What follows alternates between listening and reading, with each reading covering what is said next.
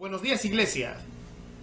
Es una alegría volver a estar juntos, otro día del Señor, para continuar con esta carta que ha sido, la verdad, una introducción pequeña, corta, pero bastante desafiante. Y vamos a seguir con ella. Y vamos a estar con el tema ahora que es Motívate como Pablo. ¿Cuáles eran las motivaciones para el ministerio del apóstol Pablo?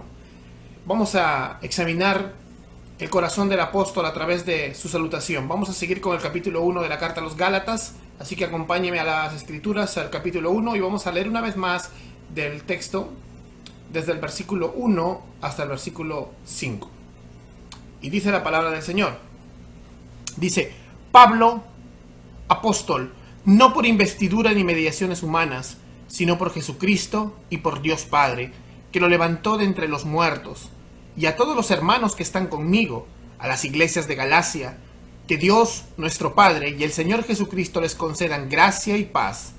Jesucristo dio su vida por nuestros pecados, para rescatarnos de este mundo malvado, según la voluntad de nuestro Dios y Padre, a quien sea la gloria por los siglos de los siglos.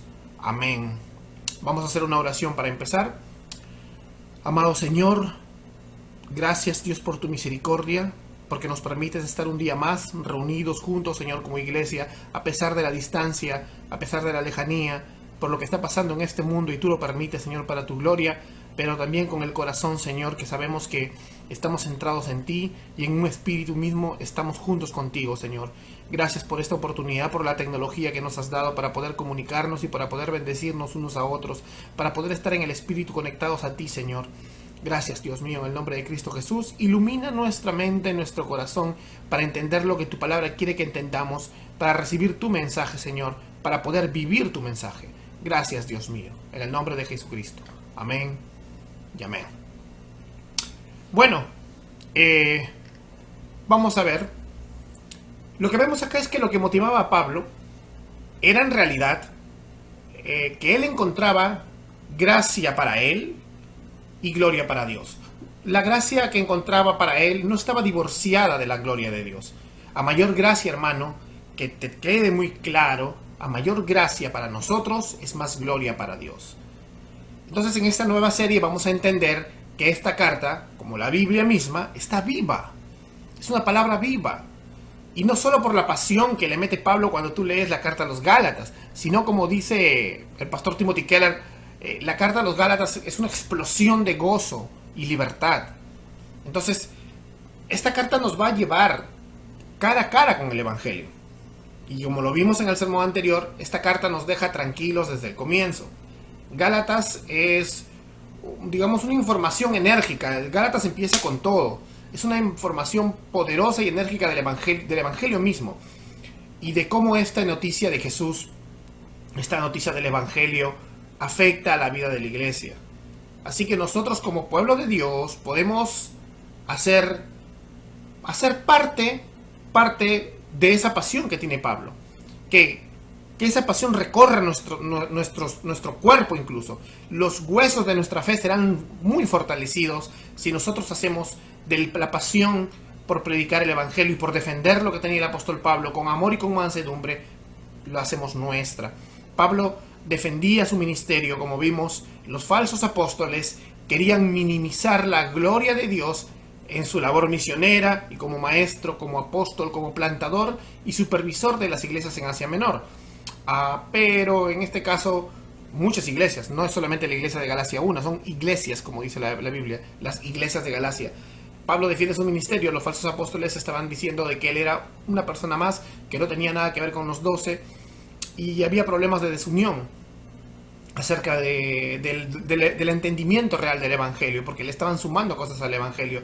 Y los problemas de desunión dentro de la iglesia se deben a esto, ¿no? O sea, como en Galacia, como vemos ahora muchas veces, a una confusión de lo que es el Evangelio.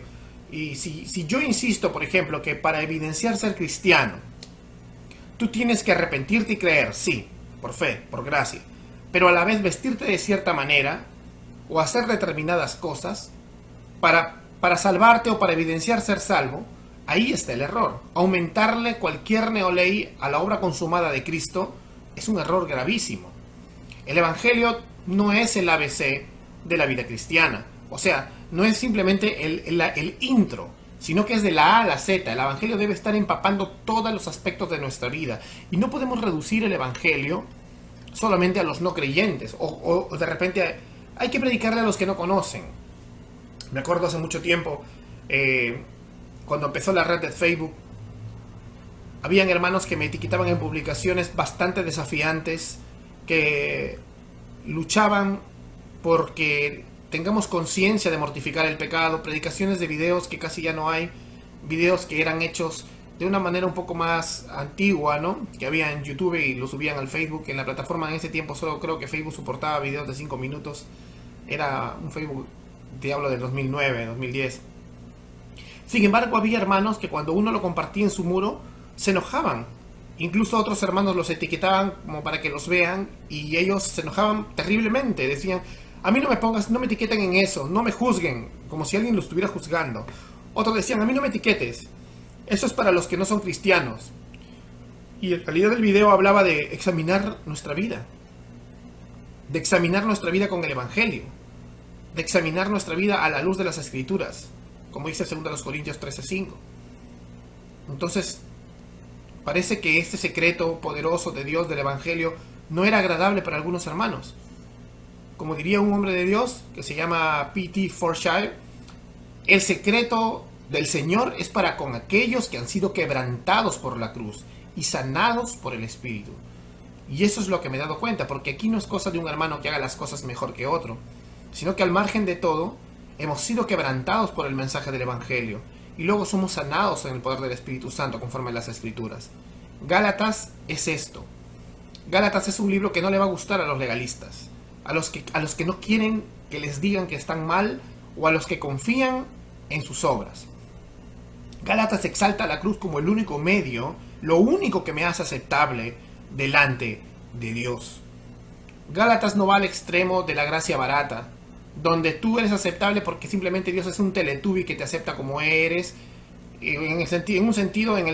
sí, Cristo te acepta como eres, pero luego te transforma. La gracia verdadera no viene sin transformación.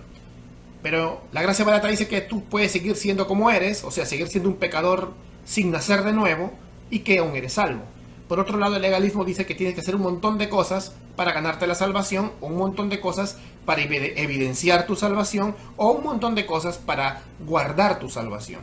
Entonces, ni el legalismo ni el libertinaje tienen parte en el Evangelio, y menos en el libro de Gálatas. Gálatas exalta la cruz, te repito, como el único medio por el cual Dios te hace aceptable delante de Él.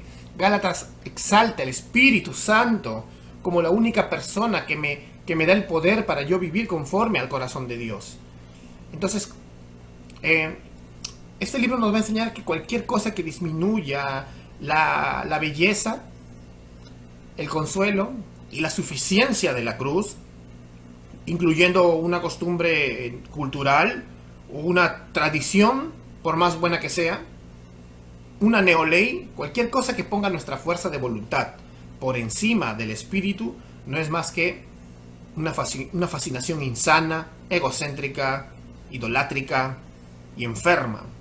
Y por tanto, vamos a ver luego versículos más adelante en otras predicaciones, Pablo le va a llamar anatema, o sea, bajo maldición, de inconverso.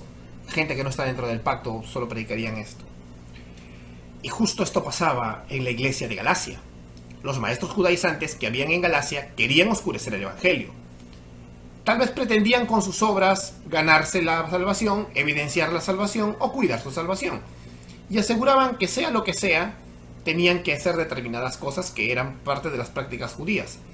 Lo que estaban haciendo realmente era desviar la verdad por una mentira idólatra. Y como vimos en el sermón pasado, repito, Pablo defendió su apostolado de estos falsos maestros. Y vimos que habían requisitos para el oficio fundamental de apóstol, ¿recuerdan? Pues así él nos enseña que un verdadero apóstol de Cristo, un apóstol directo, como los 12 y él, tienen que tener una experiencia personal con Cristo para ser comisionado por Jesús.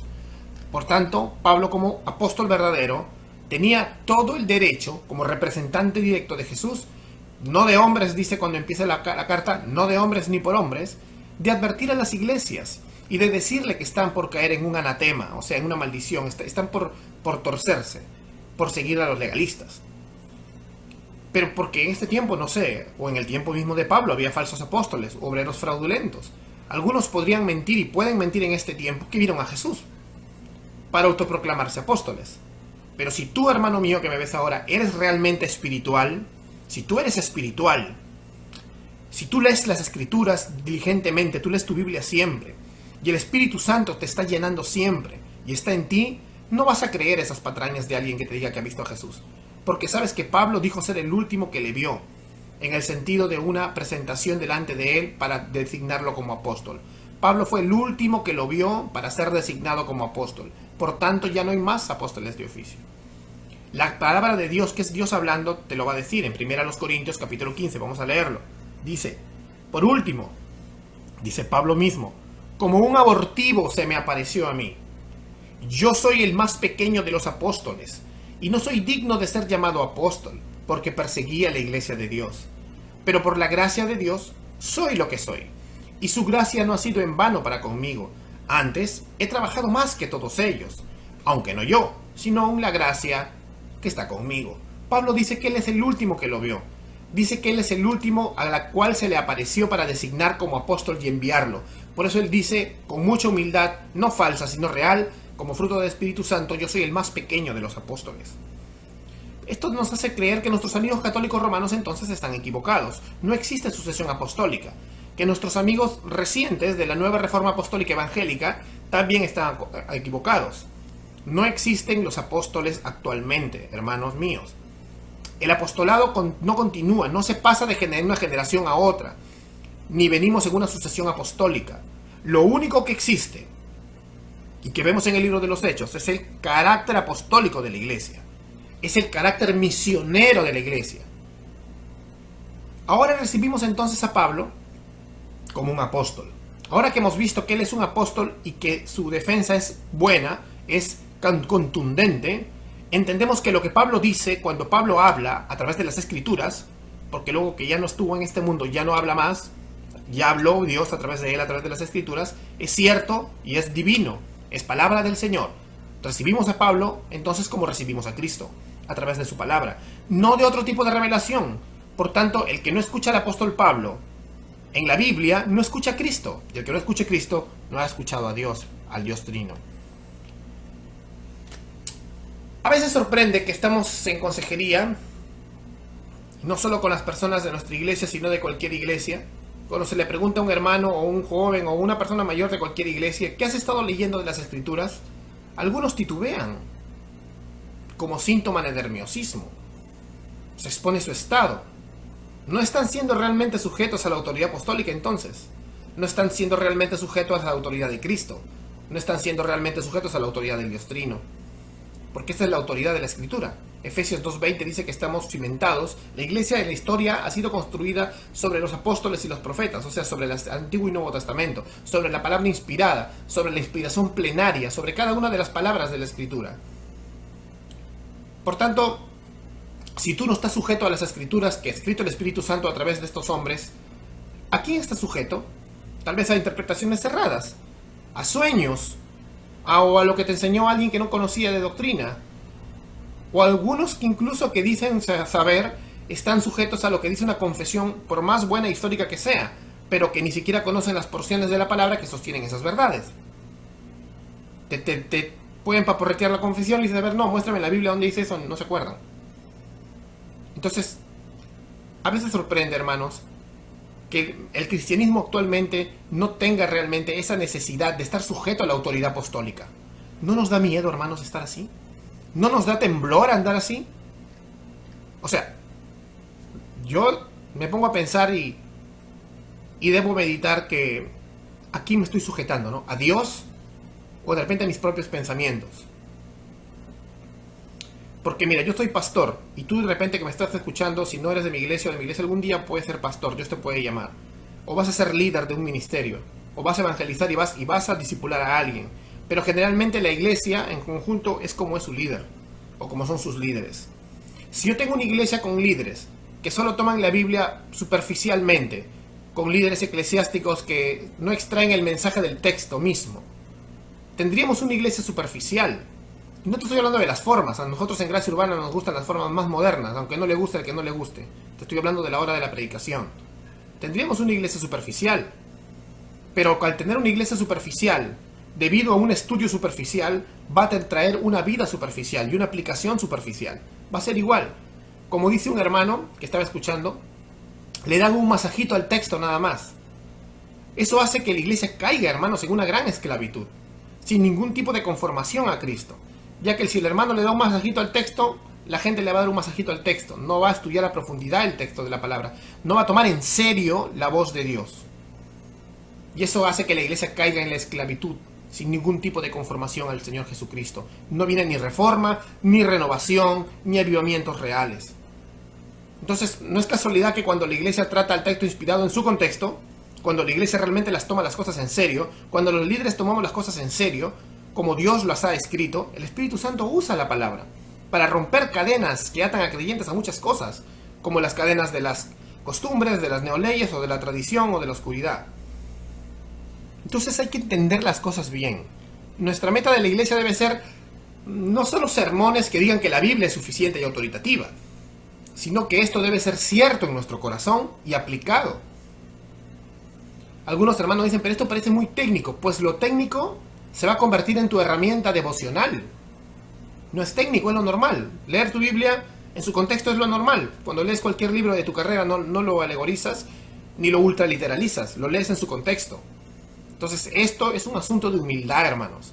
Es un asunto de humildad y de sumisión a la voz misma de Dios. ¿Queremos que la Biblia hable o queremos hacerle hablar algo que nosotros creemos? ¿Sabes que Dios ha dado tanto amor, ha tenido Dios para descender y hablarnos de forma que podamos entenderle? Ha usado el elemento humano para que podamos entenderle. Hay que valorar como un tesoro cuando Pablo dice soy apóstol por eso. Cuando él dice no por hombres. Cuando él dice que no es por hombres ni de hombres.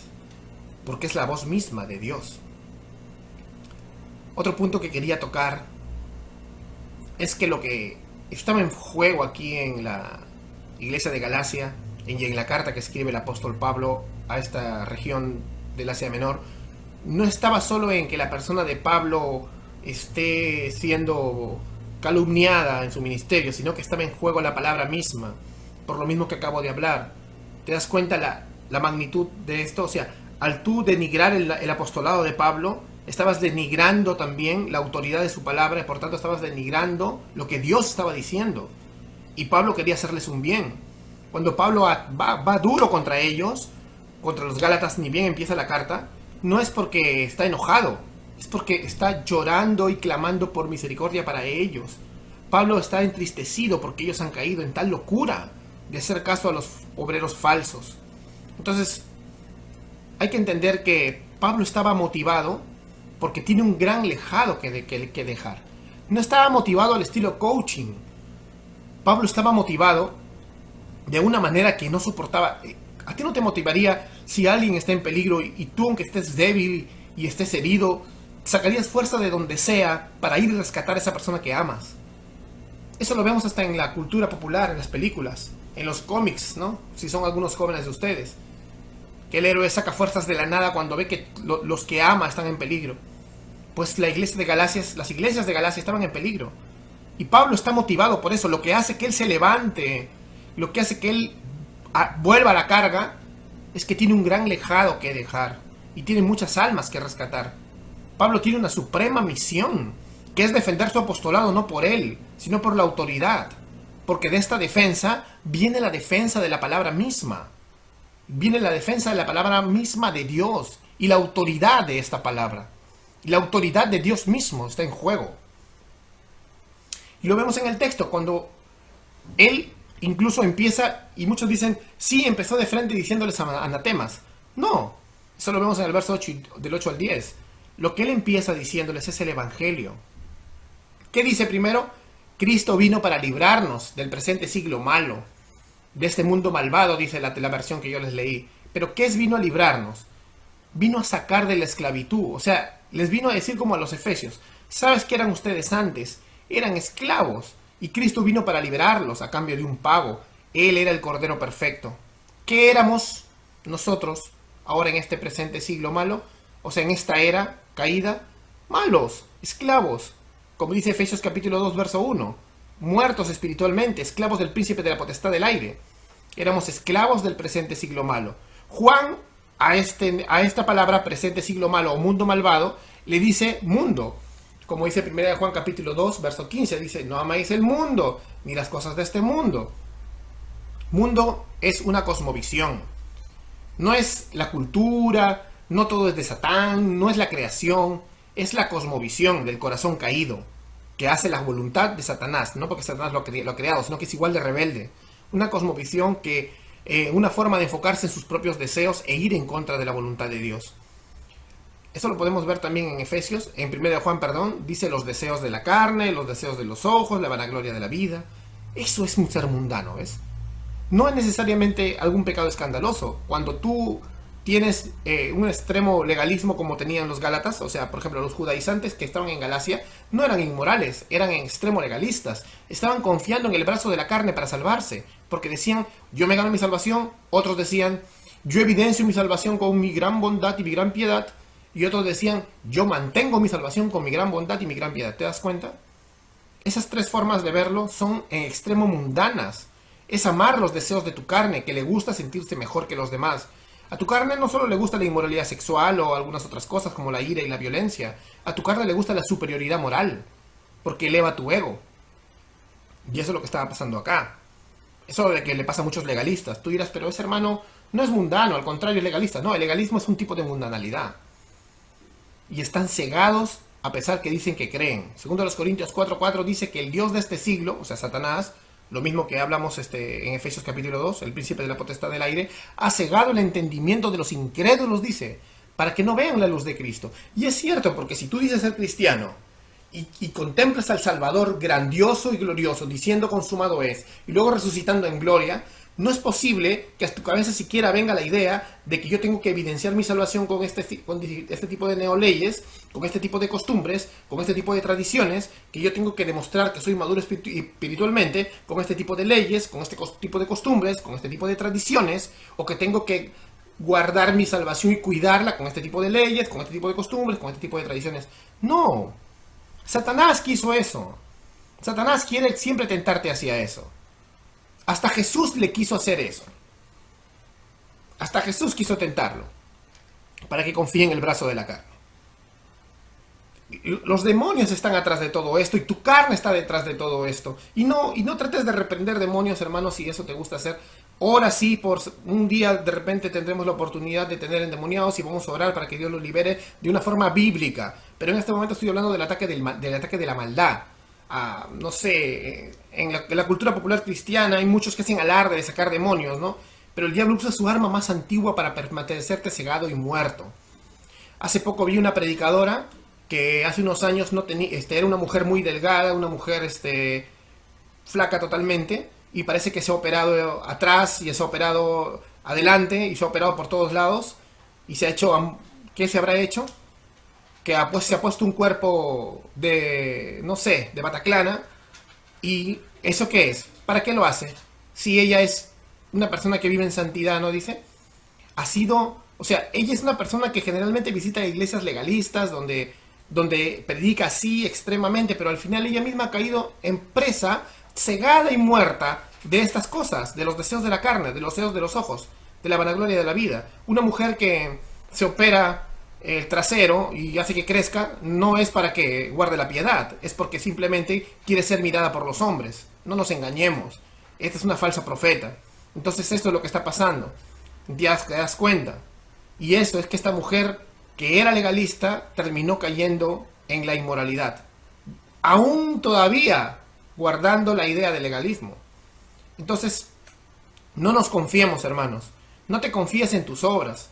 No te confíes en que tú lo puedes lograr. Tampoco te confíes en una gracia barata y digas, no necesito cambiar porque ya al final ya tomé mi decisión para Cristo.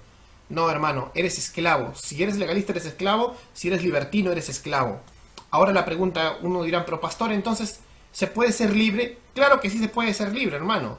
Claro que sí se puede ser libre. El texto nos lo dice. Jesús se dio a sí mismo para librarnos de las garras de este mundo malvado, para librarnos de las garras del presente siglo malo. Cristo se dio en la cruz para hacer por ti lo que tú no puedes hacer. Quitarte la venda, quitarte las cadenas. Y no aislándote del mundo, sino haciéndote nacer de nuevo. Y en medio de tus luchas, porque las tienes como yo, ser sal y luz en este mundo. Las tenemos como Pablo, que en Romanos 7 decía, mi cuerpo no sirve al Señor, mi espíritu sí, hay una ley en mis miembros que me arrastra cautivo a la ley del pecado, soy un miserable. Así nos sentimos, pues así. Él quiere usarte para que seas sal y luz en el mundo. Él quiere que te motives con esto, que te des cuenta que Él te va a usar, que te aferres a la cruz de Cristo. Mientras Dios te guarda del maligno, porque Él oró al Padre que haga con su pueblo, ¿no? En Juan 17:15 le dice, no lo saques de este mundo, sino guárdalos del maligno. Entonces, ¿sabes cómo evidencias en este mundo que eres de este reino y no del mundo? O sea, ¿ves cómo evidencias que eres cristiano y que no eres mundano? Como vimos antes, no es entonces haciéndote legalista, porque eso es más mundano todavía, sino mostrándole al mundo que el que te gobierna es el Espíritu Santo. El que te gobierna es Cristo, es Dios y no tus deseos. Esta liberación se ve constantemente en la medida de que un pecador es poco a poco sacado de las tinieblas. Tú vas mortificando tu pecado y Dios te va a ir santificando. Y esta era una verdad alucinante para el apóstol Pablo. Estas eran verdades que movían al apóstol Pablo y que han movido a todo cristiano en la historia de la iglesia, por más débiles que se sintieran. Hay tanto por hacer, tanto para la gloria de Dios y para el rescate de las almas de quienes Dios quiere rescatar, y tú tienes que moverte. Estas verdades hacían que Pablo se le ponga la piel de gallina. Lo sé porque se me pone a mí y no creo que no se le haya puesto a Pablo. De la emoción y del desafío y la esperanza de ver a Dios obrando en su gloria en las vidas de millones de personas hasta conquistar todo el mundo. Emociona todo esto, ¿verdad? Saber que Dios va a traer de las tinieblas a la luz admirable, que los va a santificar, que les va a jalar las orejas con amor como a nosotros, en medio de este proceso de mortificación del pecado, y que los va a perfeccionar, que los va a levantar de cada caída y que va a conquistar la tierra con aquellos que rescató, con aquellos que amó sin condiciones, con aquellos que Él amó primero y que ahora lo aman. Es emocionante entonces saber más cuando cada una de estas personas es rescatada por el ministerio que el Señor nos ha mandado a tener, que es por gracia, un favor inmerecido, una gracia alucinante. Yo digo esto porque es una gracia que va más allá del pensamiento de quienes aún confían mundanamente en el brazo de la carne para evidenciarse salvos, para salvarse o para decir que son salvos sin haber sido transformados. Y wow, esto es maravilloso, hermano. Quiero que te quede en el corazón. Quiero que entiendas que el Señor quiere usarte en medio de tus dolores, en medio de tus falencias. Para concluir, quiero decirte esto. Motívate como Pablo, ¿no? Motívate. Así como Pablo se motivaba. Al ver la gloria de Dios, al ver que su nombre es pisoteado a veces, al ver tantas almas que necesitan de Él, al ver la felicidad que trae la presencia de Él, yo quiero que los demás la tengan. Tengo que moverme. Que la gloria maravillosa de Dios en la transformación eficaz de millones de personas alrededor tuyo sea tu más grande motivación. Que su evangelio, siendo la forma en la que Dios salva, ¿no? Toda esta generación siendo salvada por este evangelio, sea tu motivación.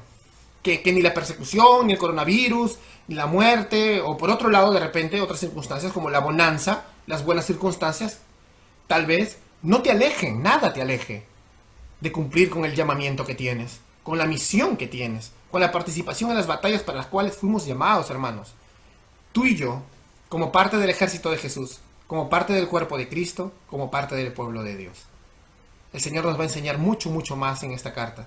Así que te invito a que la próxima semana también estés con nosotros y sigamos aprendiendo tanto de lo que dice Dios a través del Espíritu Santo, a través del apóstol Pablo, que era el apóstol, a través de Cristo. Gloria al Señor siempre. Amén. Acompáñame en una oración para terminar.